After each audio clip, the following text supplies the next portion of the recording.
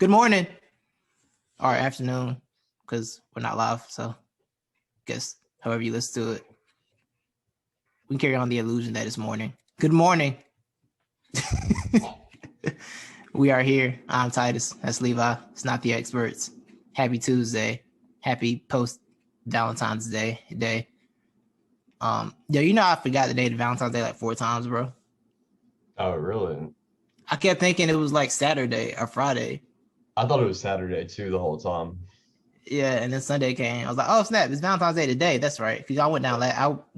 We did our stuff last weekend with my girl, so I was like, I was thrown all the way off. But I wasn't alone. One of the Twitch streamers I follow. Apparently, he took his girl out. He had made reservations for the 12th on the instead of the 14th. He got confused. The weekend threw him off. So they had Valentine's dinner on the 12th. Nice. We like a nice restaurant though. The steak looked decent, even though it was well done. But the steak people did what they could with it. They saved it as best they could. You know what I'm saying? They did what they could to save it. First and foremost, before we get into anything, I do want to say rest in peace to Vincent Jackson. Yes. That was really shocking and sad when you read some of the details about it. So I just, want to pray for his family, keep his family in your thoughts, and just talk to your people, man. You just don't know, and then look out for them. And if you're feeling a way, just don't be afraid to get help. There's help out there. We don't know all the details, but from what it's looking like, I'm just gonna say, just feel like you need help, go get help. I'll just put it that way. So yeah, rest in peace to Vincent Jackson and prayers for his family. In that regard, I want to go ahead and get that out there. And there's no either way to segue because we don't have commercials on this show yet. So Levi, I will ask the burning question. There we go. Segue. What's popping? What's popping? What's popping? Have you seen the Mystery of the Cecil Hotel on Netflix? I haven't. I've heard it's really good though. Oh, okay. Well, I got an opposite take. But yeah, really? I guess I should use it on what's flopping. I guess what's popping, I would say, because they kind of go hand in hand, is I did watch the Richard Ramirez documentary, the Night Stalker. You seen that? I don't know about him. Mm-mm. Oh, you don't? So he's the most. I don't be up on these. I'll be up on these crime documentaries. Okay, see, I really don't. I'm not a big crime documentary guy either, but when they're like big prolific people and it looks like they've done it pretty well, I'll do that. So yeah, Richard Ramirez, he's the most well-known serial killer, or he's, I guess, have killed the most people. That was a great one. That's what's popping right there. Some really demented, demonic stuff going on there with young Richie. But it kind of connects to the Cecil Hotel, but I'll save him, do that for what's flopping. But what's popping is the Night Stalker documentary. Go watch that. Nice. Yeah. All right. What's popping with me is I thought Charlie Sheen was dead. I don't know how long I believed Charlie Sheen was dead, but I for sure thought Charlie Sheen was dead. Not yet. Because someone posted a joke about it the other day. I'm like, yo, and I was just like looking, I'm like, is Charlie Sheen not dead? Yeah. Like, I don't think so. I'm like, word? Had to look it up real quick. I'm like, oh wow, he's not dead. I don't know why I thought like in the 2020 caught up at one point in 2020, Charlie Sheen had passed away, but I for sure thought he was gone. I really did. I don't know why, but I for sure thought Charlie Sheen was gone. No, his brain cells are. That's fair. But yeah, like I thought he was gone. So that's one of those moments I had to make sure I got that on the show. I had to remind myself, I got to talk about time I thought Charlie Sheen was dead. Huge fine. That's a huge fine in the bucket. That is. It's a huge. That is a big one. It's the biggest one you can get. Yes, it's the biggest one you can get is killing someone. So I for sure thought Charlie Sheen was dead. I also have a what's flopping, bro. I cut my toe on the little thing on the side of the bed yesterday. Mm-hmm. I cut it, the thing on the side of the bed that always gets you. I cut my toe on it yesterday. So it's bothering me. I'm sorry. It's being frustrating. I have to go to work tonight with that, so that'll be fun. Walking around with a cut toe. Told them to put you on the why haven't they? bro. It did. Why haven't they fixed that thing? Although my bed frame is old, so maybe it's that. Yeah, I was about to say, But I this don't have side, that problem. that's good. That's good. I need to update the whole bed frame setup because this is ridiculous. I was very upset, just casually walking around trying to clean, and then there I go, getting cut. And it didn't feel that. I didn't even feel it till like I felt it when I clipped it. Okay, maybe I didn't cut it. And then this morning I was like moving my toe around. I'm like, why are you being irritating right now? And I figured out why. I was like, oh, okay. Yeah. So side of old beds is flopping. Bleep you guys. That is flopping. And you have, you got the Cecil movie. Hotel. It's like a 6 episodes, but the reason why I'm saying I put it on the was flopping is because it could have easily been told within 2 episodes, bro. They really stretched that out. And the thing is, I think I don't know, it may be just me, maybe I'm too smart for it. I highly doubt that though. But it's too long when you've already beat them. You know what I'm saying? You can already give the answer what's going to happen in the next 2 episodes because you can tell in order to drag it on as long as they did, they kept harping on these details. For instance, the police reported that the water tank was already open when they got there, blah, blah, or it was closed when they got there, blah, blah, blah. Police reported it was already closed when it got there. They harped on that for like a whole episode, 2 episodes. And I'm thinking, okay, yeah, that's cool. But the police weren't the first ones to get there. There's a guy who got there before them and discovered it. So how about let's go on that? And so then, of course, after all the drama's been thrown out there, then they finally go back to it and they're like, oh, but the police weren't the first one to get there. And it's like, yeah, duh. I mean, we knew this, but we had to drag it out for 2 more episodes. But yeah, I mean, it's a good watch, but it could have been done a lot better. Word. So somebody got stuffed in the water heater? Is that what you're telling me? Yeah, so that's what I mean, spoiler alert for people. Because I'm assuming, like you said, you're probably not gonna watch it, are you? I might not. I don't like crime stuff. Be freaking me out. I'd be trying to avoid certain things. Yeah, but what's crazy is it's actually not a crime. It was like an attempted like suicide, and so but the whole mystery was how can you commit it when you got to pull like the tank back over you or whatever. You can't do that. But the thing is, like, she never put the lid back on it. The lid was never, but it was reported that somebody put the lid back on the water tank. The lid was never put back on the water tank. Interesting. Yeah, so she just took a dive into the water tank. Huh. Yeah. But she didn't die? No, she did die. Oh, okay. Yeah. Oh, she wasn't murdered. Yeah, she just wasn't murdered. Yeah. Okay. Because there have been a lot of there have been a lot of murders and suicides that have happened in that hotel's history. So they thought this was the next big mysterious. Yeah, but turns out it never was a murder. Interesting. Okay. Yeah. That's deep. Start. Yeah. So yeah, that's what's popping, what's flopping. I got some headlines, Levi. Hit me. We are basketball heavy with the headlines today. But so first things first. Oh crap! I knew I forgot to do something. Anyway, I can get to that. Anthony Davis has a calf strain and right Achilles tendonitis, and he will be out at least until after the All-Star break. Ooh. So I've seen the notification. I still got the Woj and Shams tweets on my phone. So I've seen that he had some Achilles stuff, and that's how he was playing. I'm like, that's interesting. And that's how he came out the game after grabbing his Achilles. I'm like, that sounds about right. Why was he? I don't know why you did that. I don't know why you played him. But yeah, we can't play with no Achilles, man. Have we not seen enough? Oh yeah. I know dudes come back. And they seem to be decent right now. Shout out to John Wall, shout out to KD, but we can't be playing with the Achilles. No. It's the Achilles. Relax. Y'all doing? What's going on out here? So yeah, hopefully AD will be okay because we don't need no more loss to Achilles. I do wonder why there's a spike in Achilles problems in the league, it seems like, amongst really good players. Like the Achilles seemed to be more rare than it is now. It seemed to be more rare than it is now, right? Yeah, it did, but also that was more of a career ender too back in the day. Right. Now it's like moving to the ACL territory where dudes gonna tear their Achilles. Yeah. I know. Although I feel like, tearing your Achilles is like way more inconvenient than the ACL though. Because you can like kind of function on a torn ACL. You just can't do your sports stuff on a torn ACL. Yeah. As far as I know. An Achilles, you can't do basic life walking with that. It's too vital. Yeah. Like basic life stuff. So it's weird that's moving into the ACL territory, which is going to be popping up all the time now. It's kind of strange. Yeah. So yeah, AD, get well. Guess LeBron's gonna have to carry them for a few weeks, and I guess possibly get an MVP run out of this. I guess for the Lakers, might be what happens. Might be what happens here in this strange year. Mm-hmm.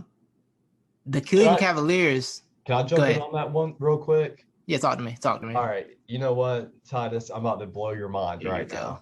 Here you go. I've already seen it on Twitter. I don't know. I feel like I know where you're going. Go ahead. I don't know what I've even posted lately, but no. You didn't say it. You didn't say it. You don't know where I'm going right this. Bro, LeBron James is playing out of his mind, and I want to commend him for it, and I want to commend him for, yes, exactly. That's what I'm saying. I want to commend him for rejuvenizing his game, switching it up, and telling me, hey, you know what, Levi, you're wrong. I can shoot threes now. So you know what? I'm going to give credit where it's due. Congrats, LeBron. Rejuvenating. You totally said rejuvenizing? You totally said rejuvenizing. Yeah, whatever. But yeah, I didn't see that coming, actually. I thought you were going to go the conspiracy route that some people are going like, oh, AD's not hurt. They're trying to get LeBron MVP. That's a conspiracy out there on the internet now.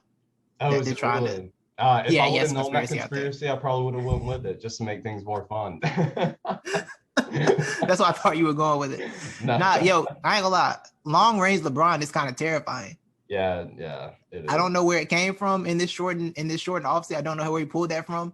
It's work he had put in, but it's kind of wild. And I'm still shocked how serious they're taking the regular season because I didn't expect this from them after winning the title. They seem to have not gotten into. I mean, they're still playing around a little bit because they've had a bunch of comebacks, but like they're not in full.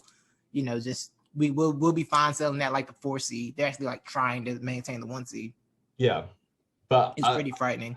I will clap back a little bit with the just to bring Superman closer to Earth. The whole turnovers thing, it's impressive. I didn't realize LeBron had so many turnovers until this year when he now has broken the record for it. But it's when you look at the I don't know. I'm trying to figure out the whole LeBron turnover thing, like where that's come from.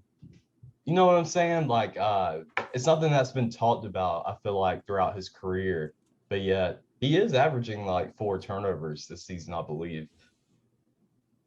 That's interesting, actually. That's very interesting. And then when you go back and look, I wonder if part of it's coming from him playing point guard, like officially playing point guard now too, as opposed to like fake being the fake point guard. Yeah, like he's actually fully running point now. It may be, but like he's the all-time like career leader in turnovers now. I don't think he's ever led the league in turnovers for a single season though. That's interesting. Because the homie James and Russ always had that on lock. Yeah, exactly. And I think they're up there when you look at when you break it down like the top 10s. But what's really impressive, because me and Brax were looking at it the other day, and we were more impressed about who was not on the list, because we were thinking, okay, it's going to be all these dudes who always have the ball and play long careers, but Jordan's nowhere near the top. Like Stockton's nowhere near the top. Chris Paul is nowhere near the top. So that was like impressive in itself, looking back on those guys like careers, because LeBron is just, he's a great ball facilitator, but I think it kind of shows too how great like your Chris Pauls are. What Michael Jordan did, what Stockton did, like all these guys who've had long careers and handled the ball a lot, and they haven't had close the amount of turnovers as LeBron has had, which is not knocking LeBron, but I do find it interesting. I don't care about 90s basketball. Screw them. Well, okay, but CP3, that's why I had to throw CP3 in there to more solidify CP3, it. I can see that. CP3, I can definitely see that. Okay, I'm trying to pull up I hate navigating. Okay, here we go. I'm trying to navigate, what's it called, website right now? Basketball Reference? Basketball Reference, yes. It's easy to navigate when you don't need something specific. Yeah. Okay, here we go. Per game. Okay, yeah, the top right now in turnovers is Luka. Why'd you do that? That's not a surprise. Why'd you mess up? Yeah. It's Why'd you? Okay, so you just got stupid on Maybe me all of a Stockton sudden. is up there, and never mind. Stockton's up there in turnovers. Oh, is he? Okay. Yeah, I don't know what he was looking at then. He was on a different website. But yeah, Stockton's number 4. Karl Malone and Moses Malone are 2 and 3. Really? So the Jazz was just the Jazz out here. That's why the Jazz never got a championship. Yeah, turning the ball over too much. Ball over way too much. Hey, you know who's sitting at number 10 though? Who's that? And he's the only other guy who's still playing besides LeBron. Bro, Russell Westbrook's in the top 10. Oh, for sure. Yeah, Russ is a turnover guy. That is a Russ thing for sure. That does not shock me at all. And him and LeBron are the only current active players in the top 20. Top 22. Harden's not there? No. James Harden's number 25. Oh, interesting. I thought Harden led the league in turnovers like every year. Yeah, he may, but career-wise right now, he's tied for 25th with KG. That is interesting. That's very interesting. Oh, yeah, I'm looking at the list now. Yeah. Jason Kidd's up here. Yeah, Jason Kidd's up there. Isaiah Thomas. Oh, okay, Harden's. Oh, I'm looking at Harden's going to be close to the top 20 very soon. Oh, yeah. Yeah, because he's tied with KG, and he's 4 away from Robert Parrish. Yeah.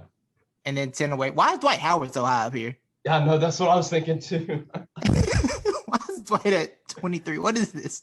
Yo, why? And I want to know why Carmelo's up here too, because I don't remember Carmelo passing the ball that much.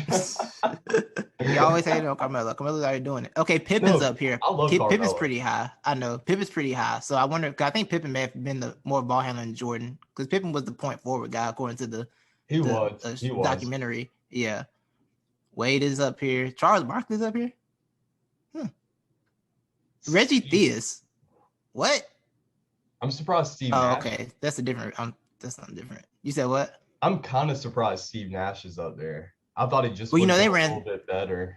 They ran so fast. That 7 seconds or less thing, that is probably like just the nature of the game for sure. Yeah, that Phoenix Suns ball. Yeah. Andre Miller being on this list is shocking because I don't think he moved fast enough to turn the ball over. Bro, that's so true. That is incredibly shocking. His speed Curry is not always low. Right. Curry is way down here. Curry's at like 87. And Chris Paul's at 58. Yeah. KD's at 45. That's why he's the point guard. Yeah, Chris Paul is the point guard. Yes, sir. Watching Chris Paul with the Suns is so much fun. I'm torn on it, right? Because I do acknowledge that he's cooking right now, but also like I don't like the fact that Chris Paul teams have to turn into Chris Paul. Like it's really cool. I like what's going on, but it's such a Chris Paul offense. I feel like Devin Booker and DeAndre Ayton could do a little more. But I understand. Yeah, for sure. They also haven't won anything, so I understand why it's Chris Paul basketball. I like this role he's taking out of like. Go ahead, my bad. No, I was just gonna say I think the guy who is hurting the most, I think a little bit. I feel like DeAndre Ayton isn't, I don't know, getting the in-game experience or getting the ball enough. Yeah. And I know it's been a huge adjustment for Booker, Devin Booker, because he really hasn't touched the ball as much. Yeah. His numbers have gone down a lot. It was good. Yeah, good God. DeAndre Ayton's averaging 13 points a game this year now. Yeah, numbers are going down. Yeah, it should be more. He's down from 18 last year to 13, yeah. And I think another thing is trying to figure all that out in such a short span of time, Yeah. Like not getting the full offseason to really try and put it together. Getting all that chemistry right. But I think they'll be pretty good though. They're in the playoffs now, and that's fun. We might get Devin Booker in the playoffs. That's exciting. I'm here for that. Shout out to the Warriors back in the 8th spot. That was at least to the next headline, thanks to a good basketball. I love a good basketball reference dive, man. It's so nerdy and so much fun. I do too. Like a good dive to the basketball reference. You can lose so much time in one of those reference sites just looking on random stats. I swear, it's the best rabbit hole. I miss half of NBA games because I get caught up on something and then I just start going into a deep dive on stats. And so I'm just not even watching the game anymore. Yeah. Bro, they show one stats like, oh, who else is in this category? And then you Yeah, end up in a exactly. list, and then you're looking up like 3-point. Then you somehow end up looking up 3-point contest champions for the last 30 years. Like, oh, how did I get here? How did I end up here? Like I said, the Warriors are currently in the 8th spot in the East. We're sitting at 15-13. Levi. And that leads to my commentary on the West, and that leads to my commentary on the Eastern Conference, where there are only 3 teams with above 500 record in the Eastern Conference right now. Yeah. Only 3. Trash. The 76ers, the Bucks, and the Brooklyn Nets. That's a really strong 3. Yeah. It's a powerful 3. But that's the only 3 sitting there right now. That is sad. Yeah. That's sad. And on that same token, Colin Sexton one point said that the Cavs were back on the map, and since that point, they are 0-8. Yeah, so shout out to Colin Sexton. He's had a great year. I love Colin Sexton. Bama boy, Roll Tide. I need to get me a jersey. But at the same time, a Colin Sexton-led team is not going to get you much unless you take 2 guys away and just play 3v5. Yeah, Colin Sexton can't really do it with 5 guys on the basketball court, and I'm fully convinced on that. I hear you. I want to talk about the fact that NBA Scout said that Andre Drummond could score, give 20 and 30 and contribute absolutely nothing at the same time.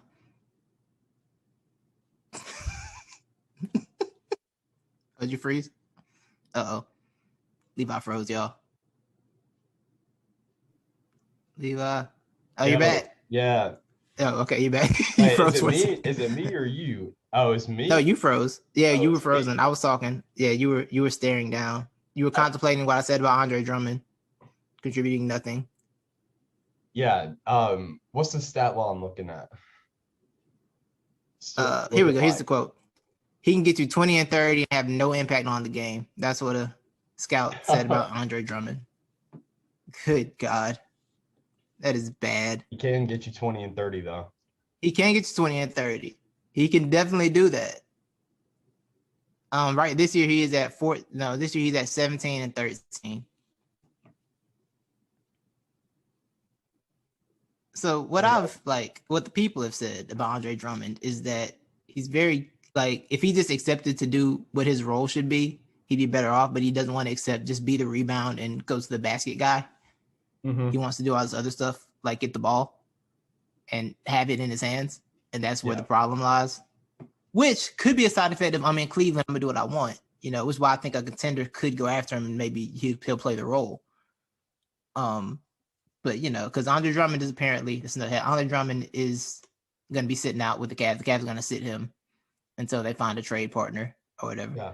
Now I don't think they have anything in the works for him. I think there was a rumor that the Tampa Toronto Raptors were going after him, but now that's kind of not happening, I think. So he's gonna be sitting until they find a team for him. Blake Griffin will also be sitting until Detroit buys him out. That's kind of in that agreement. They're gonna do a buyout or trade if they can come up with something. Probably gonna be a buyout because I think he was taking that Blake Griffin contract at this point. Yeah. Shout out to Blake Griffin, who had a fake retirement ceremony and was traded within the same year by the organization. Mm-hmm. They did a fake retirement for Blake Griffin. Yeah. When they were trying to get him to sign the Max. They retired his number, didn't they? No. Oh. They did a fake jersey retirement. They're like, this is gonna be you with us in however many years when you retire. You're gonna retire a Clipper. And then they were like, halfway through the season, you want what? Yeah, well, yeah, you can go. Yeah. Send it to Detroit.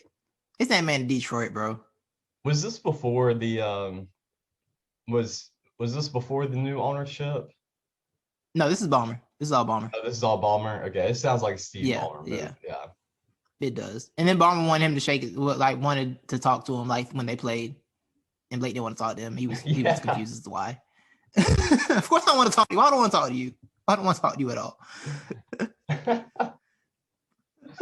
But this Andre Drummond and Blake Griffin news about their teams sitting them until they can trade them led to some spicy comments from Draymond Green yesterday, Levi.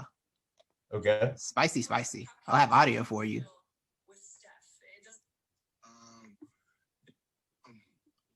to talk about something that's really bothering me, and it's the treatment of players in this league. To watch Andre Drummond before the game sit on the sideline, then go to the bat, and then come out in street clothes because a team is going to trade him is bull.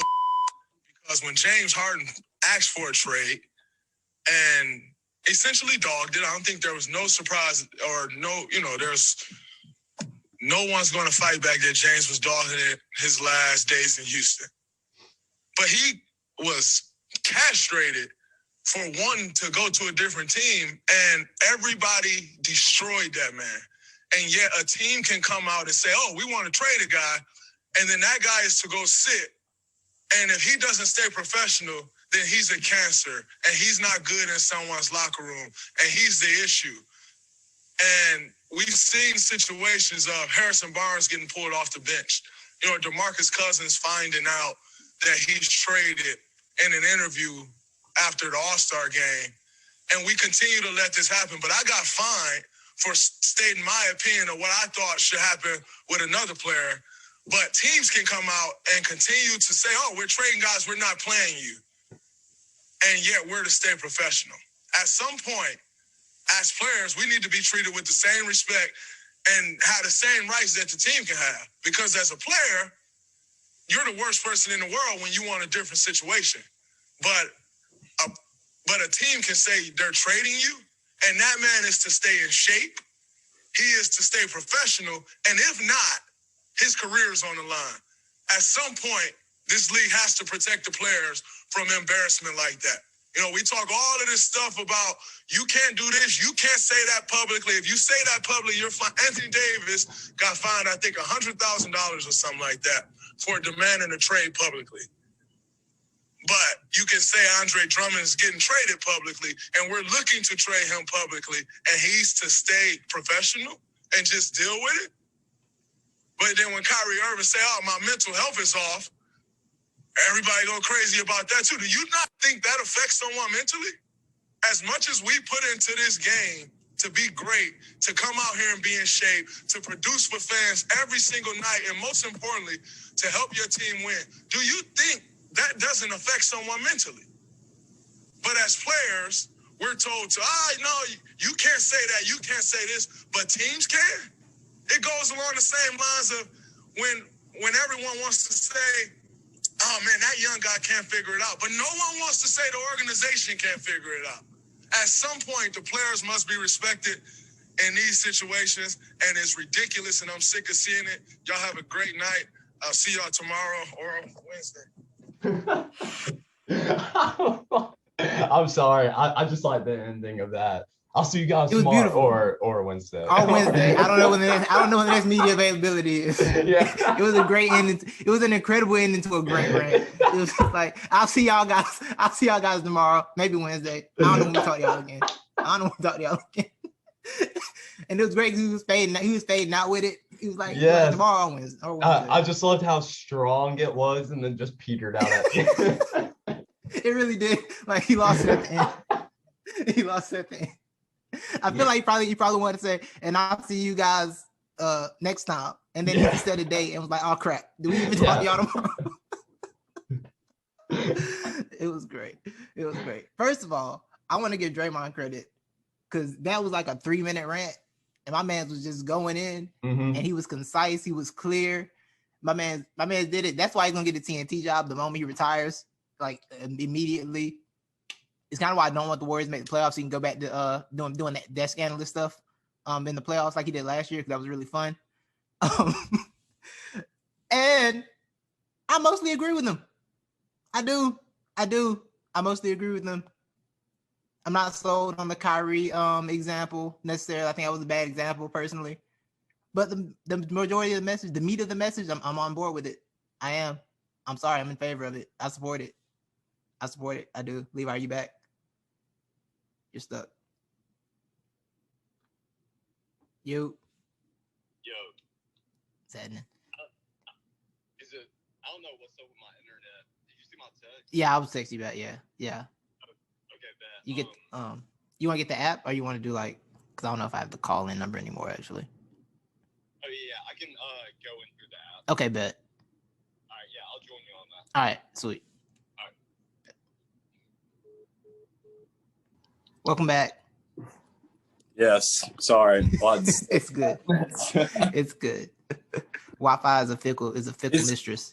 It's really weird. We never have this problem, but it may be the weather. Like Yeah, that makes sense for sure. Well, I was still Westbrook. I thought you would come back, and I was just saying how much I agree. I agree with Draymond, although I think his Kyrie example was kind of bad. I thought his Kyrie example was a poor one.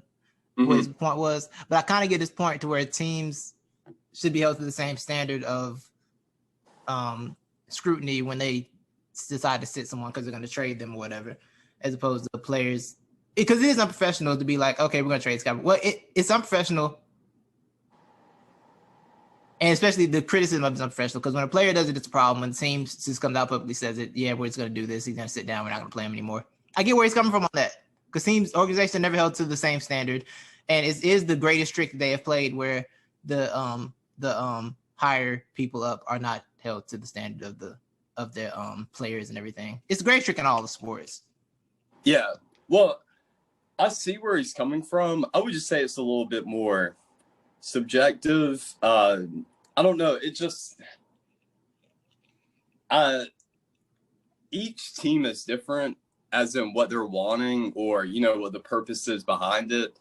So I think I don't think the James Harden thing was the best example because I don't know because Draymond admitted that he was dogging those last 2 days too.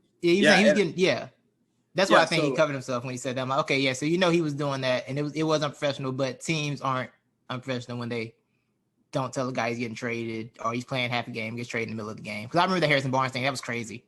Yeah.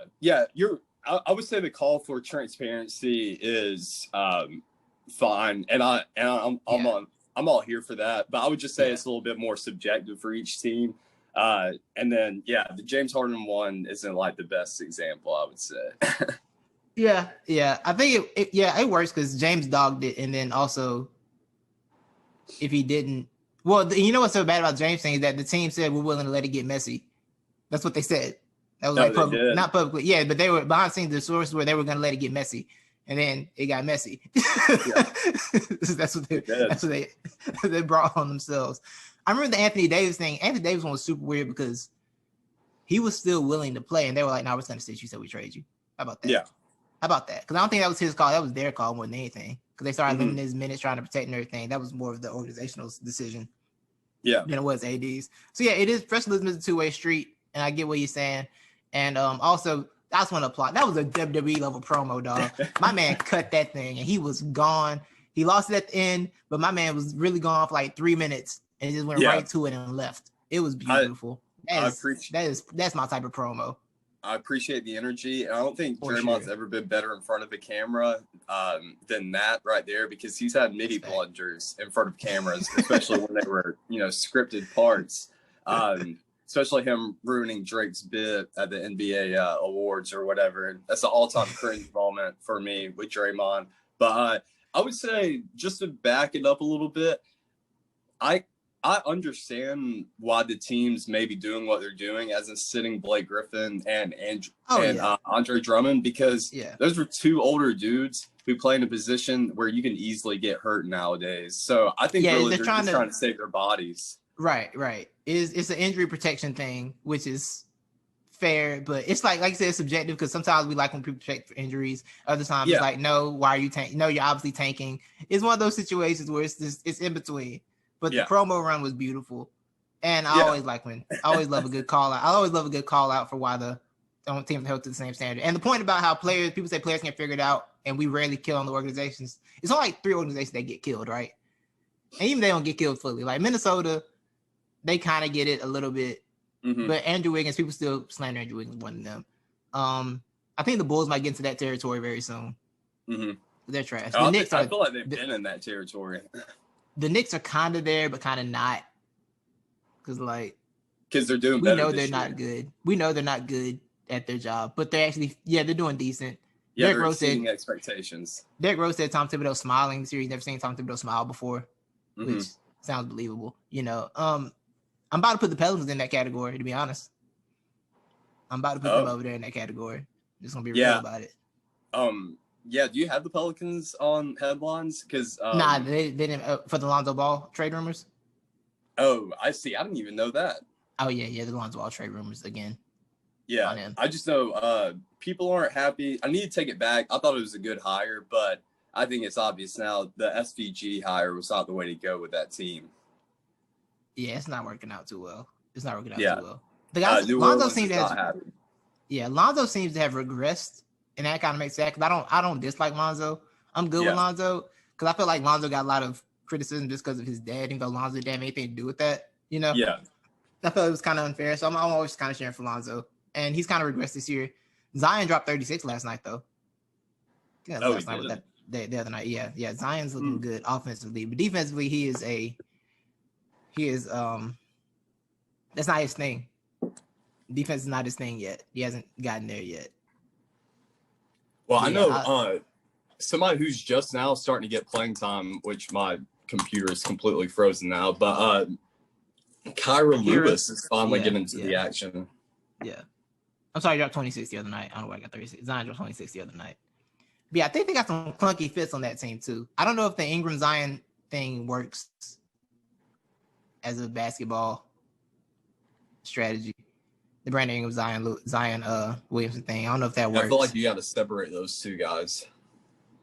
Yeah. Steven Adams thing, they're trying to figure that out, but it does clog up the paint a little bit. But also, I think they don't want Zion to have to exert a bunch of energy on defense because they're probably still worried about him long term. And he's also not good defensively. So they got a lot to figure out over there in New Orleans. And everybody was so happy that they got all those picks. Oh, yeah, look at all these picks, all these players, all these picks. Yeah, we'll see what happens. That's why I don't care about picks in a trade. I do not care about picks in a trade. Yeah. Get the best player or shut up or you lose.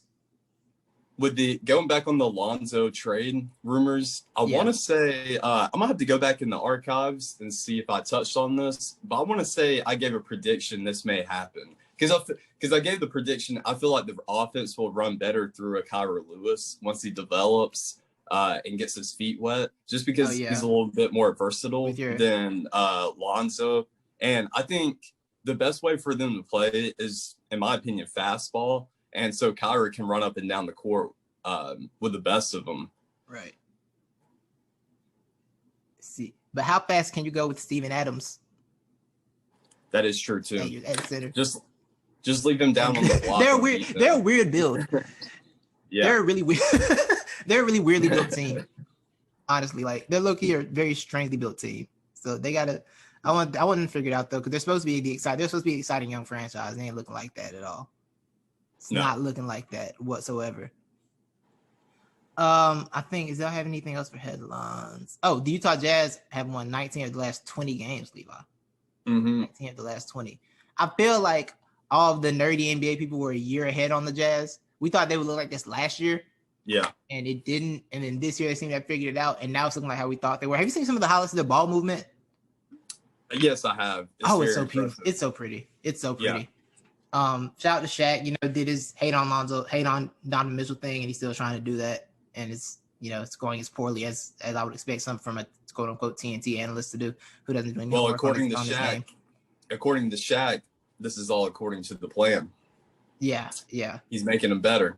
Right. That's Shaq's belief. Yeah, he's making them better. Do you see he had a shirt that said "Too great to hate" the other day? Like, Shaq, you've hated on everyone since you retired. That's like been your lane. You have hated on literally everyone who plays basketball since you retired. Don't let a center get a contract. Don't let that happen. Please don't let that happen. This is a weird alley to go down, but I think we should ban Shaq from critiquing other players because his number one critic isn't here with us anymore. So I don't think Shaq's allowed to say anything anymore because we know we don't have Kobe here to clap back with him. Because Kobe could set him straight. It's true. He's so yeah. Kobe, yeah. He's Kobe so bad. Taking that. No, he's so bad at this. Like, he's good at the entertaining parts. He's bad at the actual basketball parts of it.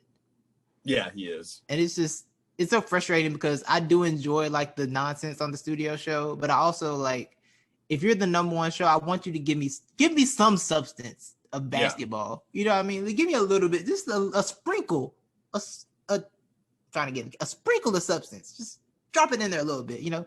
All of you, besides, don't just leave Kenny to be the straight man, actually give an NBA analysis. Like, all of you can do that a little bit because you've all played. And they're all the people that like all of them kind of do I play the game, so I know this thing. And it's like, well, if you play the game, you should teach the game better on your show, you know? Well, I think it makes perfect sense that Shaq isn't able to bring much substance to the table when it comes to talking about basketball, because what did Shaq do when he played? He was bigger and stronger than everybody. Did he really have to be the smartest guy on the court? No, he didn't. All you had to do was give him the ball, let him post up, back his man down, and then just dunk over him. Yo, I'm gonna be honest. Orlando Shaq is still one of the most scary things I've seen. Yes, it is. Like, Orlando Shaq makes no sense. He was so fast. Like, why are you running up and down the court? Yes. And then his body expanded and his game still stayed dominant. Yeah. Until it didn't. But yeah, Shaq talk a lot about somebody who hung on about 6 years too long. They just kept giving you jobs for being Shaq. Yeah. He got a lot to say. But let me get off that now. But yeah, look out for the Jazz, man. The Jazz are coming up. Someone on the Athletic compared them to the Hawks, like the 14 Hawks team that won all those games. And I thought it was decent. That might be it. Yeah, but Donovan Mitchell, he makes that a little harder to do because there was no Donovan Mitchell on those Hawks. Yeah, there's no superstar. Yeah, but they were a sum that was greater than its parts. Is that the phrase? That's the phrase, right? The sum is greater than the parts. Or something. I don't know.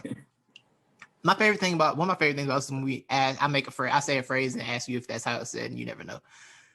Mm-hmm. That's one of my favorite things, and I feel like I do at least twice a month. I say a phrase. I think I've said it right, and I probably didn't. And I have no idea what you're saying. Yeah, we need that's what we need a compilation of phrases. Me messing up phrases. That's what we need. That needs to be a compilation. But do that of you, doing that, and then have a compilation of me try to use big words that don't even make sense. That they sound like they make sense to go in that sentence, but they don't. Because I'll go back and listen so many times. I'm like, why did I say that word? That doesn't even make sense. That'll be great. Yeah, that'll be clutch. We're gonna step away from basketball for a second. You want to go into expert of the week and stuff? Well, I do want to throw in one more basketball thing. Mm-hmm.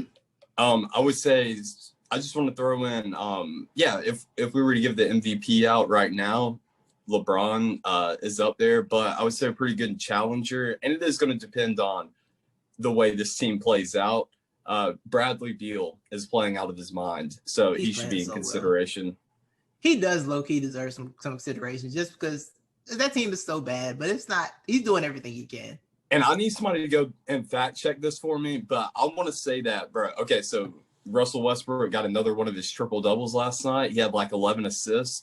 I swear, bro, like 8 or 9 of those assists were just passing off to Bradley Beal and letting him do something with the ball. 15 and they 15 credit last him the night. assist. Yeah, 15 last night. Whom? Russ. Yeah, 15 assists. Yeah. Okay. Well, at the point, it was like midway through the fourth, he had like 10 or 11, and they were showing the highlights, and it was all Bradley Beal. Well, one thing about Russ is Russ still won't get his shots up, but he will defer to somebody. So he did it with Paul George. He didn't do it as much with KD, I guess. No, as much as one would like. But KD did get MVP with him, standing next to him. He did. Right? He did. And he led the league in scoring a couple times. Mm-hmm. So, But yeah, one thing about Russ will defer, and Beal is cooking right now. Beal is doing so much, and they're better than. I feel like they're trying to catch up because I feel like their record. They weren't as bad as their record showed early in the season. They had some tough breaks early on. And I think they're finally trying to get on track, figure some things out to where they can not be this terrible, even though their coach is Scott Brooks. So the ceiling's only so high. Yeah, good old Scotty. With a good old Scotty. I think we might both end up being wrong about the playoffs. About what? What about the playoffs? I said the Wizards. I said they weren't going to be better than the Wizards. And that's why they weren't going to make the playoffs. I said the Hawks weren't going to make playoffs over the Wizards because the Wizards would be better. And the Wizards, they like going to playoffs and need to do the Hawks like they want to the playoffs. No. Yeah. So we're both going to be wrong. Yeah. Just going to both miss the boat on that. My Hawks take for the day is that we're trash and I hate us. It's a fair take. I understand that point. But don't forget, if the way it's going, man, you don't need a winning record to get into the playoffs. Yeah, that's true. You can slide in there. slide on in that thing. But yeah, so we're gonna go. Levi, the NFL season is over. Mm-hmm. I think the league year ends in a couple weeks, and then it's draft season. We already got Mel Kiper saying ridiculous things. Yes. You saw that? No, I haven't. He said that I don't know if he's friends with Daniel Jones' agent or what made him say something like this. He said Daniel Jones would be the second best quarterback in this draft class if he was in this draft class. That might have been like paid promoting right there. He got to owe his agent a favor for something, right? Yeah. He got to owe Daniel Jones' agent something to have said that, because that made no sense at all whatsoever. That don't track. Titus, this is why we need to keep being right and defying our name of not the experts. So in a couple of years, when we build up that street cred, now the agents are going to be dumping some money in our Venmos saying, hey, tell us our guy's going to be top 5 next year. Be like, we got you. Yes. We love to see that.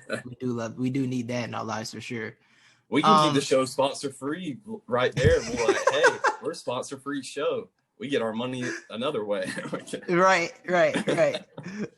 So looking back on this season, what do you think about it? Overall this season, like, was it a really memorable season for you? Was it like a season? Like, I mean, yeah, it was memorable because I was right. I knew you were gonna say. I was trying to say in the way where you would say something not predictable like that. I was trying to form in the way you would say something that predictable, but it didn't work. Memorable in,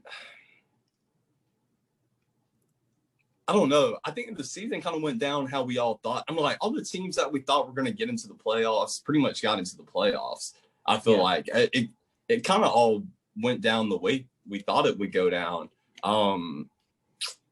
So I don't know if I really have anything memorable about it besides Tom Brady being able to come in Tampa Bay and beat them.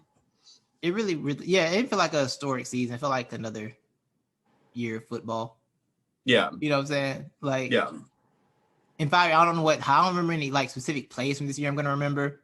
Mm-hmm. But I don't know what I'm going to remember from this season, honestly. I really don't. I remember the Eagles being terrible. I remember that, in 3 years when we somehow magically have another Super Bowl run or something, Mm-hmm. I remember system equals talent takeover.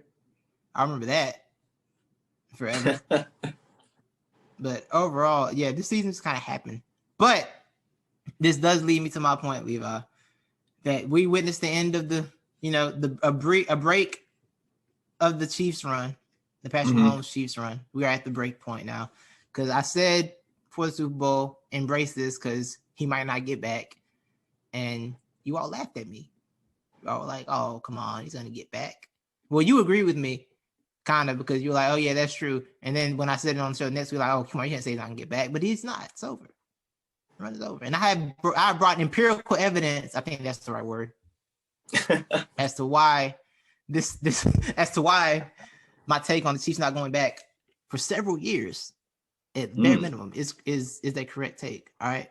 Okay. So I went to Pro Football Reference, Levi. Okay. And did some I had some thoughts in my head about this. So I was like, let me just go check the source, right? On Pro Football Reference, I looked at teams who made back-to-back Super Bowls. I didn't go all the way back to like the first 3 because it was 7 teams in the league, whatever it was. I didn't go back that far to the Lombardi days. So I went to like the 90s. Okay, like 90s. Let it go from there. Okay.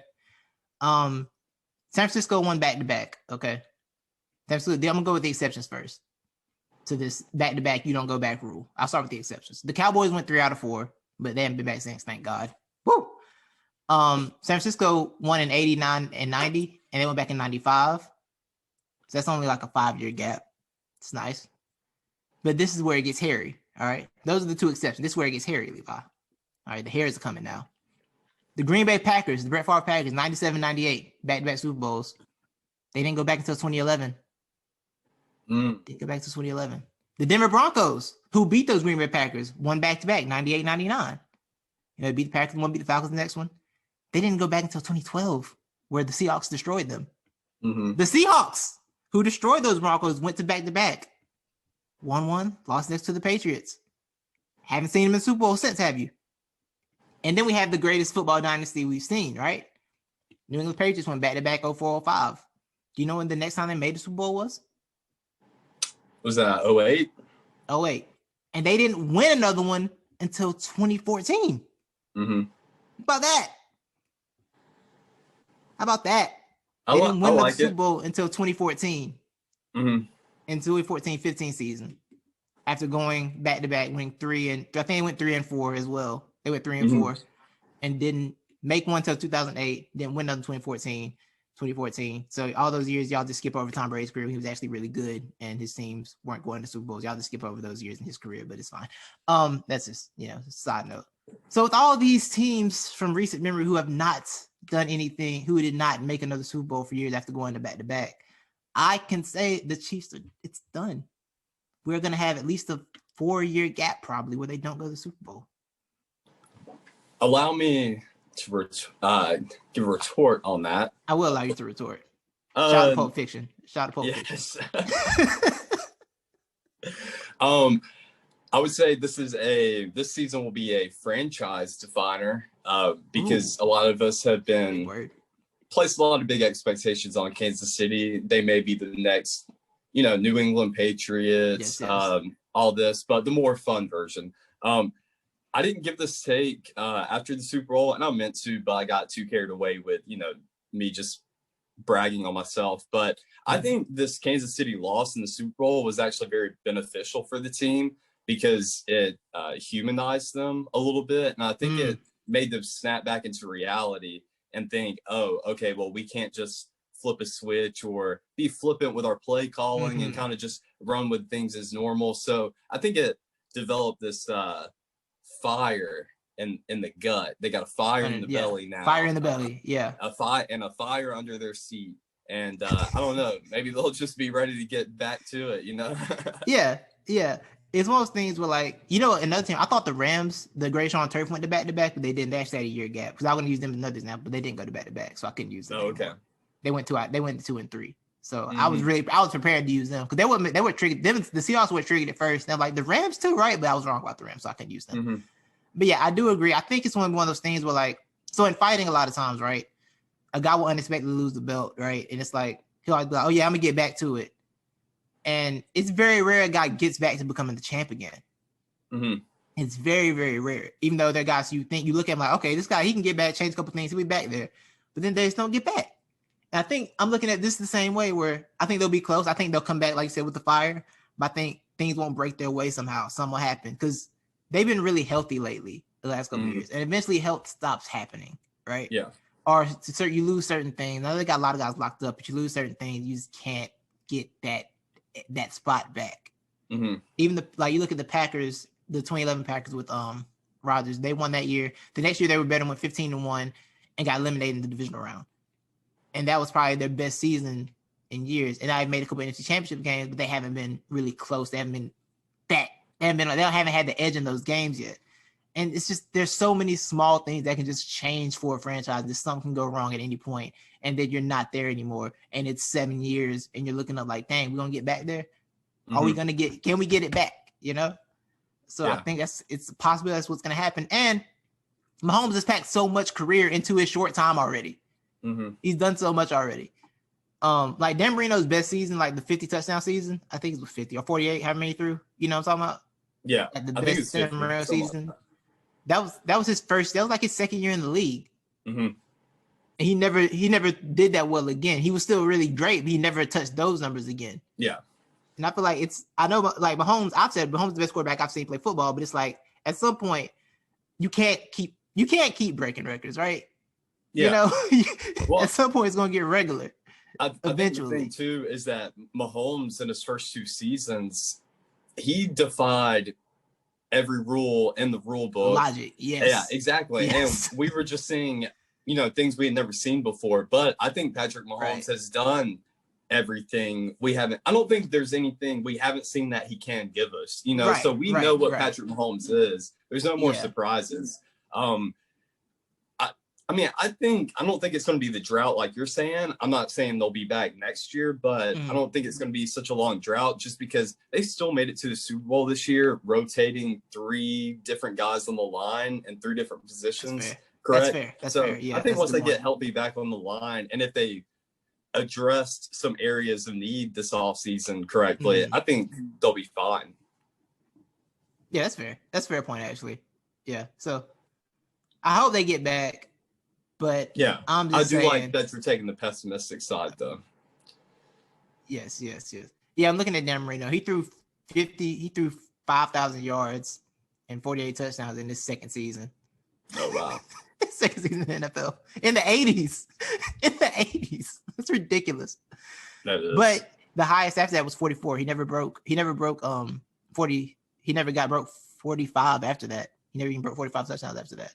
So it goes 48. All right, second year goes 20 his first year. Then it goes 48, 30, 44. And then it's 26, 28, 24, 21, 25. Just, decent numbers. Then he hits 30 one time in 94 towards the end. But yeah, it's like at some point he's going to have to be a really good quarterback, but it won't be this because he's like I said, he's done so much. He's accomplished so much already. Where if he doesn't get back, it would just be kind of the logical thing. The Brady thing is the exception. That cannot be normalized. It's just it's impossible. But yeah, that's what I wanted to say. I'm glad I brought the evidence for this take. I was gonna let Josh hear this, but Josh in Disney World, so having fun with the what's that Disney? Mickey, Mickey and them. I kept thinking I wanted to say like the sharks. For some reason, I kept thinking of SeaWorld. I don't know why. Oh yeah, I have no idea why. But yeah. The closest I've been to Disney is Disney Springs, the little park area. Where like downtown Disney. Yeah. I rock with that though. Yo, we went to Disney Springs. I was in Orlando. That's where Skip Bayless's Strange Brothers Rick's restaurant is. I like saying it that long. Yeah, that's where the restaurant is. So, bro, when you park, they got a whole like body scan thing to make sure you ain't got the row. Oh, really? Bro, they check you to go to the Disney Springs. You ain't even have to park. They're like, you coming in here, you getting checked. Wow. Yeah. But shout out to them for having free parking because they will make a killing. They got free parking up there, and that's pretty dope. The parking garage over there. That was shocking. I thought Mickey was trying to get all the bread. I thought Mickey wanted all the cheese. Nah, it's once you get inside. Yeah, I like that. Thank you. But all those prices are ramped up in those stores, though. Oh my God, bro! I went to the Marvel store. It said $37 for an Iron Man t-shirt. I said, "No, I'm good. I ain't gotta get nothing from here. We good. I don't need nothing from Disney. I don't need no Disney products. The only thing I bought was a churro. I bought a churro because it was $5 and delicious. I was about to say, I thought that would be like a $15 churro. So I know, right? I know, but no, it was $5 and delicious. Also, if anyone knows how to make churros, hit me up because I want to order some churros from you because I want to make them. I try to look up churro recipes. That's too much work. I can't do it. Yeah, it is a lot of work. It's a lot of effort that I just know I had the energy to put forth. Yeah. But you got anything else for this? You want to go on not the experts? I'm trying to think football. Oh, well, do we want to address the JJ Watt? Oh, I'm sorry. Yeah, I forgot. We talked about that pre-show. Yeah. JJ Watt, he has been released from the Houston Texans. He has been freed from that scourge of an organization. Mm-hmm. And he is now free to explore the world and, go somewhere else. Shout out to him. Where do you think he's going to go? Okay. So mentally, right? I know they can't do it and they don't have any money. I want him to go to LA because Aaron Donald and JJ Watt together just sounds fun. It sounds like a lot of fun. And I'll be rooting for chaos. I be rooting for chaos out here. I'm the guy that wanted KD to go to the Warriors before it became popular. That was me. I was that guy. I wanted chaos. But I think he's probably gonna end up in Pittsburgh playing with TJ. Him and TJ might play together. Are they gonna have the money to do that? I think they're doing a bunch of restructuring, so they might. Okay. They might. I think so. That's where I would like to see. I think they can make it. Yeah, if not Pittsburgh, which I think is more likely. And I think he's came out and said that he wants to play with his brothers, correct? He probably has. Or maybe that's just speculation. Yeah. It might be speculation, but he's probably hinted at it before. I would not be surprised. I don't know how they could do it money-wise. They may have the cap room for it, but him just loading up and going to Tampa Bay. Oh, they're going to try it for sure. Tampa's definitely going to try it. They're going to go for it if they got the bread. But think about how much nastier now. I mean, now they can rush with 3 guys. They don't even have to rush with 4. Like, you put JJ out there and you can maybe just rush with 3. Right. Yeah. Right. Yeah, I think the Steelers. I wonder if TJ wants him there because TJ's out here like trying to win Defensive Player of the Year. It's like, you're going to get in my way. You're going to be in my way of my Defensive Player of the Year. I don't really need you here for that. Maybe. I wonder how that works. But yeah, I think that's likely organization. I think that's likely destination. And a couple teams who are close to the edge. Seattle might be in play. Seattle's apparently in play for Zach Ertz right now. They're trying to get on the Zach Ertz sweepstakes, which take care of my prince, Zach Ertz. It's my guy. I'm gonna be sad when he's gone, but take care of my guy. Isn't he like 34 now? Like 33, 34? Yeah, he's up there. He's in the twilight part of his career for sure. Yeah. And honestly, he was one of the other pieces that was not great last year. Yeah, he wasn't. Because I was on the pay Zach Ertz train, and he took me right off that thing. I was like, "Oh, Zach, you are not helping me. You are not helping me at all, bro." He's 30 actually. Zach is 30. Oh wow, that surprises me. Yeah, I know, right? It feels like he's been in the league forever. Because we have a weird thing with tight ends. We have like this transition camp. We're actually a tight end factory, if anything. Yeah, we had Brent Selleck, and he was good. Brent Selleck was good, and then Zach Ertz came up, and then Brent Selleck got phased out. Mm-hmm. Now Zach Ertz getting phased out for Dallas Goedert, and it's like, yeah, it's just we're a tight end factory. That's what we are. That's our more accurate description of our team. Yeah, not a position that's really good if you have a great one, and not if you don't. Talent takeover, baby. Smart equals talent takeover, Levi. So let's do our not the expert talk. I think you're not the expert. Am I not the expert? Is on your t-shirt? Yes. This guy right here, clown. Hold on. I want to make clear this segment was not vetted by Urban Meyer, so you can test it. Hey, did I tell you what I was gonna put on the shirt? Like, no, where are you gonna put on it? So I was gonna put a badge on him, and I was gonna put Professor of Character and Leadership. That sounds like Jack Easterby's job. That's crazy. So, Urban Meyer, Levi, hired Chris Doyle, not related to Jack Doyle, no relation. Yeah, Chris Doyle, the former Iowa strength coach, who got ran off in shame because he was kind of a trash human being, said a lot of racist remarks. I mean, probably more than kind of. Yeah, you're right. That's a trash human being. Said a lot of racist remarks to his players, and also sent 11 players to the hospital. Oh, you know that? I think I think like that's right. I didn't know it was 11, but with workout related thing. What's called Radbo? Is that what it's called? Radbo? It's some kind of workout thing you get from working out too much, and he sent them to the hospital with that. Oh wow! And so the homie Urban Meyer is like, "Hey, I know this guy." Yeah, I'm trying to type in Radbo. He's like, "I know this guy. I'm gonna hire him for my NFL team." Yeah, Radbo. Here we go. You know how bad that is? I typed in Chris Doyle Radbo and it came up. How do you even spell that? It came right up. RHABDO, but it's got like a more word. It's like rhabdomyolysis. Oh. It's a stress-induced syndrome that can damage the cells and cause kidney damage and even failure in severe cases. Wow. It's a muscle disorder. Yeah. So that's what he was doing. And that was in 2011, by the way. So he kept the job for another 9 years after that. How about that? Well, I mean, it's because those, it's Iowa, man. They were probably like, oh, yeah, our offensive line's good every year. Look how big they are. We'll keep this. Right. So, he's that guy who's doing that to college players, putting their health in danger. And Urban's like, you know what? I need a strength condition coach for the NFL. I'm going to hire this dude that was annoying in college. Yep. First of all, the thing about this, Levi, even beyond like the fact that he's a piece of trash, right? It's like, do you think that dude who these stories came out is going to work well in the NFL where they actually have some power and might punch him in the face? Yeah. Like a college player punches him in the face, it's going to come back on the player. It's going to be like, oh no, this player's terrible. He'll be, ran out of college. A pro dude puts him in the face. Like, oh, you was wilding. That's why he punched you in the face. Yeah. Like, I don't know why on that level. I don't know why Urban thought this would work. And this is the approach he's taking. It's going to fail miserably. But yeah, so looking at the character concerns of this man, and Levi, what did Urban Meyer say? Why he wasn't concerned about the concerns that all of us had? Because he fully vetted him. Fully vetted him. And not even 3 days later, Chris Doyle resigned. No, I thought it was the same day. I think it was the day after. It may have been the day after. Oh, it may be. I'm not sure. I feel like it was within 24 hours. Yeah, that sounds right. I'm good with that. Yeah, he had resigned, and Urban says, "I should have. What do you say? I should have considered it more. Gave more consideration." Yeah, some trash excuse like that. Pretty much contradicting his vetting his process. initial point. Right. And this reminded me of, I remember when Bob Stoops did this at Oklahoma with Joe Mixon, right? Like when the Joe Mixon video came out, and Bob's like, yeah, if that video was out, he probably wouldn't be here. What do you think happened on the video? Like, what do you think had happened? What do you think went down?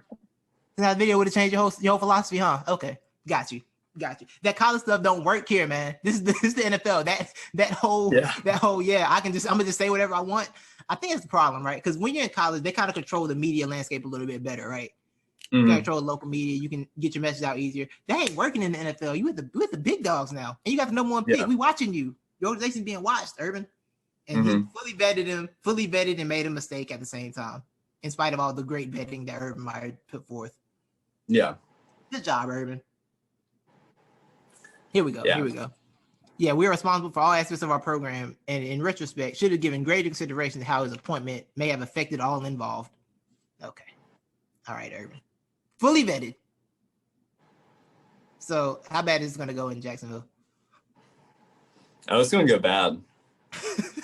Brian Schottenheimer's passing game coordinator, bro. Yeah, it's not going to work. It's going to be terrible. Look, this Urban Meyer hire and everything that's gone on, it's just an indictment on I don't think the Cons really know what they're doing. They don't. Because they keep messing everything up.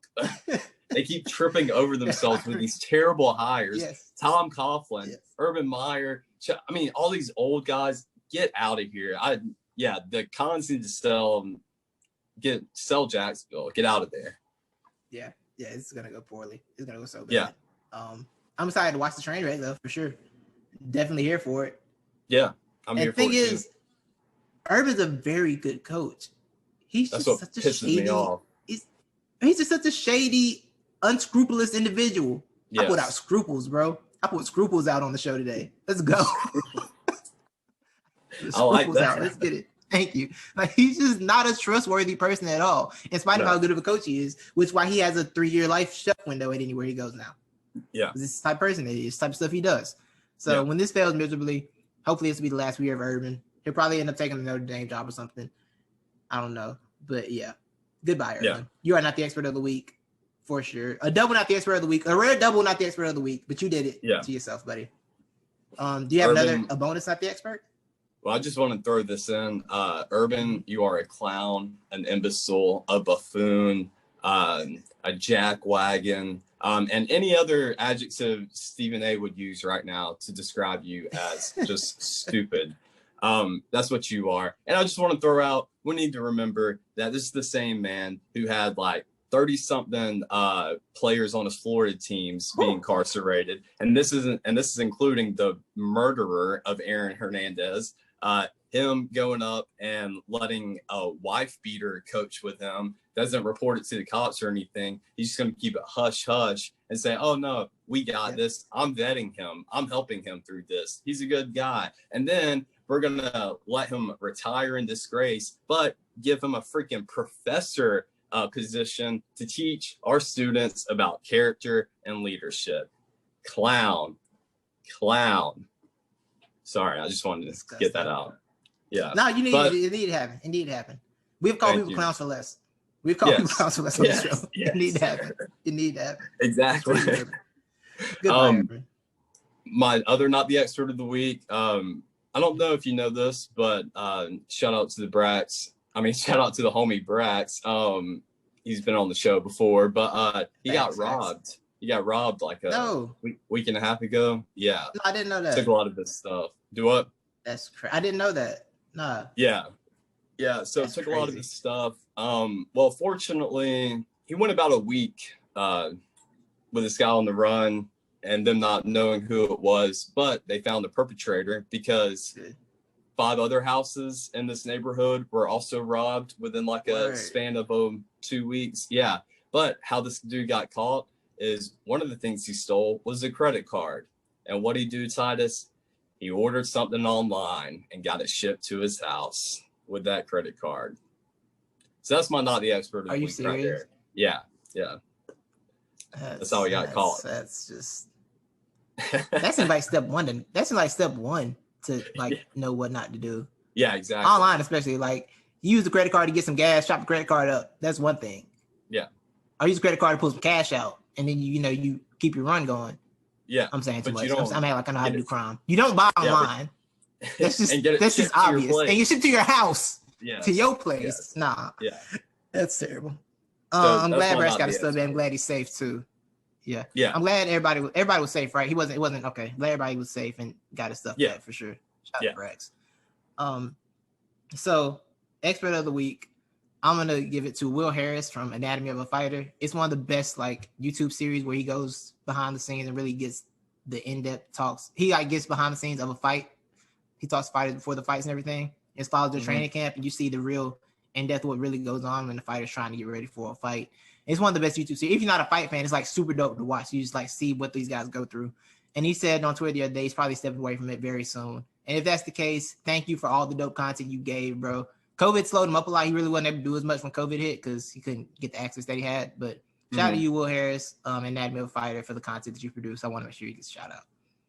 Shout out. Yes. Well, I don't have an expert, so let me just triple down. I'm going to throw in another not the expert.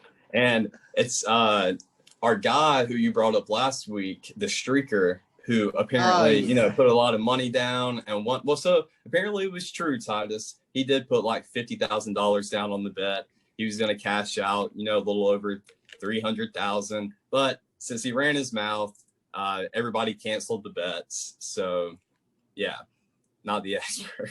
Dummy. He got Robin Hooded. Yeah, he really did. He got Robin Hooded. He said he asked for this one. He brought this on himself. Like, shut up, bro. Yeah, you can't rig the bets. Yeah, everybody knows what's the bet. Once the bet seem get a little sniff of suspicion, it's over with. They'll shut the whole thing down. Just stupid. You had so much money at your hands, you just blew it all. Just a dummy. Yeah, a whole dummy. Yeah, man. And now we can't go to football games anymore. Oh yeah, you got banned and you lost all that bread at the same time. Yep. You think he had already quit his job? Ooh, I don't know. Because if I won $300K, the quitting I'm gonna do is gonna be the type where I can't come back. Is that is streaking? Yeah, is streaking a felony? Is that a felony charge, or is that a misdemeanor? It might depend on where you streak at. It may be, yeah. Because I was about to say he's got something on his record now. Yeah. I feel like you're streaking the wrong spot. That might be a sex offender charge too. Oh yeah. You know what I'm saying? Yeah. I don't know how that works with the Super Bowl, but this was not. It wasn't worth it anymore because you ain't got the bread. You ain't got lawyer money no more. Nope. You think he took out a loan for the bail? See, that's what I'm wondering too. If my man is I feel like if he had $50,000 to put in on this bet, though, he probably got some money too. Right. He got some money. He doesn't have as much as he thought he had. That's right. You're right about that. I forgot how much he put down. I thought he put down like a regular bet, just cashed in a huge amount. But yeah. Oh no. That's fair. Yo, I'd be mad if I'm a regular person who bet the streak would be there, and I got caught up in this man's scam, and now I don't get my money. Oh yeah. Because you played too much. You wanted to play too much. Now I can't get my money. Because you could have cashed out too. Right. I didn't even know what was going on. I was trying to get my bread. You blew my check. I hate you. Can't imagine that. Yep. So you did touch on the Hawks earlier. Do you have anything to add besides the fact that they're terrible? No. That's it. They're terrible. I'm with you. Yeah, it's not good. My boy keeps trying to be like, yeah. My boy keeps trying to get me, because this is why I'm a Hawks affiliate. I'm not a Hawks fan because I don't trust them yet. They have to earn my fandom. I'm not a Hawks fan. I watch from a distance. I'm not a fan. My boy France trying to act like I'm a Hawks fan. I'm not a Hawks fan, bro. I'm not a Hawks fan, France. That's your squad. I don't care about the Hawks. I care about them, but I care about them from a distance. I don't trust them. I did see a report came out that the Hawks won a lottery pick for John Collins. Oh. You predicted that. Yeah. I think that's what's gonna go down, but we'll see. We'll see who pays that. Who is interested in getting him? That would be the real question. Who's kind of? I think he'll have some buyers, but I wonder who it's going to be though.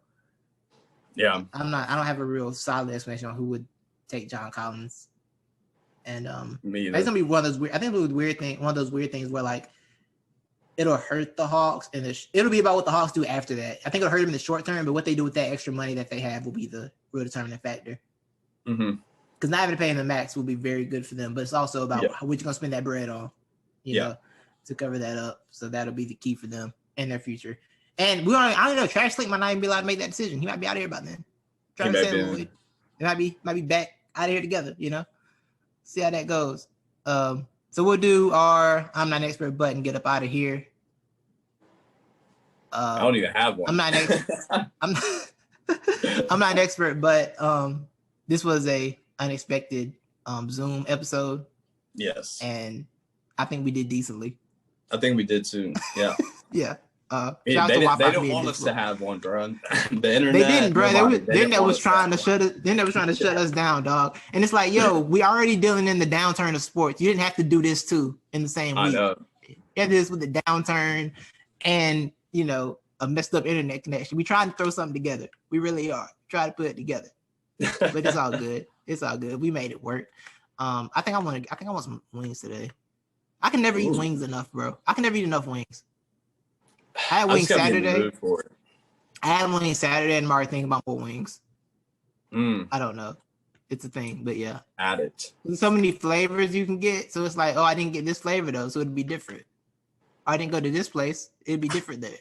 That's true. That's what I think it is. That's what I think it is.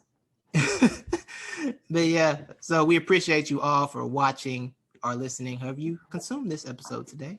Thank you. Yes. Have a good one. Urban Meyer, you're a clown. I thought I had an Urban Meyer joke, but it wouldn't have worked. I was gonna have an Urban Meyer clown joke, but it didn't work. What was I was gonna be like, oh wait, it probably does work. It probably does work. Oh, it does work. I was tripping. It does work.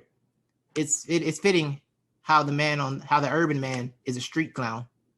That's right. I'm just cutting. I like that. I want to start using from the future whenever we have somebody who really exemplifies very poor character or judgment of character and leadership. Yes. I want to call him an Urban Meyer wiener. I'm with that. He really Urban Meyered that one up. Yeah, I'm with that. Yeah, I'm with that for sure. Yeah, it should be called an urban. Yeah, when you screw it up, when you screw up your character judgment. Yeah. Who do you think's a better judge of character, Jackie Easterby or Urban Meyer? Oh. Can you imagine the staff they will put together? Yeah, I mean, I wouldn't mind watching that though. That'd be fun. I'm here for it. The staff they put together would be, man, that would be a lot of questionable characteristics. Yeah. So many. Hey, I'll give it to Urban just because he had Tim Tebow there to bail him out. That's true. That's true. The face of those years was Tim Tebow, and that covered so much up. It covered up so much for him. But yeah, so thank you all for watching, listening. We're gonna get out of here. We will see you next week. Have a good week this week. Follow us on all the socials, NTE Podcast. You know what I'm saying? Get at us there. We had some IG stuff go up this week, so you know what I'm saying? You missed it. You missed the boat. The boat went by, you missed it. Shout out to Lorraine. Shout out to Lorraine Lombardi, or whatever her name is. Her last name is Lombardi. Yes, shout out to Lorraine. Yeah. I'm not an expert, but I hope she found some peace. Just be quiet. Just be quiet. I hope Lorraine found some peace as she was struggling watching that Super Bowl trophy be thrown from boat to boat. I hope she was able to, find her sleep again because she couldn't sleep for days after that. So I wish you the best, Lorraine. I'm guessing she didn't see the clip of Gronk laying down on the boat with the trophy. I feel like she would have been more mad about that, where he stuck it. One of Tom Brady's kids was like, no, don't do it when he was about to throw it. Did you see that? No, I didn't hear that. Yeah, one of Brady's kids was like, no. Brady was sauced that game. Brady was sauced at that parade. My man was out of it. That was crazy. Yeah. And of course, he was drinking avocado tequila. I did see he said that. Yeah. I wasn't sure if he was serious or not. Oh, he probably is serious. He probably was. It probably is avocado tequila. Yeah. You're right. Yeah. That's crazy. Brady. Good God. I need this to stop. I just need to get off that. I can't do this anymore. It's avocado diet. Avocado ice cream. Hey, Lenny. Lombardi Lenny was wild. Lombardi Lenny was a favorite part. Him constantly clowning JPP was wild. Because I think any of us know what to do with JPP's thing and how sensitive, if he's sensitive about it or not. But apparently he's not. Shout out to JPP for not being sensitive about it too. Right. Because Lenny was going crazy on my mans. Yes. Hey, my favorite all-time 4th of July meme is Jason Pierre-Paul would like to wish you a happy and safe 4th of July, and it's him with the fist. Yeah. I just love that meme every year. Yeah, he definitely promoting firework safety for sure. He is on that train. That's crazy. Yeah. But for real, I am glad they put a career together. I was worried about him after. I was like, dang, is he done? His career over with? And he's still out being a beast. Salute him. You don't need 10 fingers to tackle, man.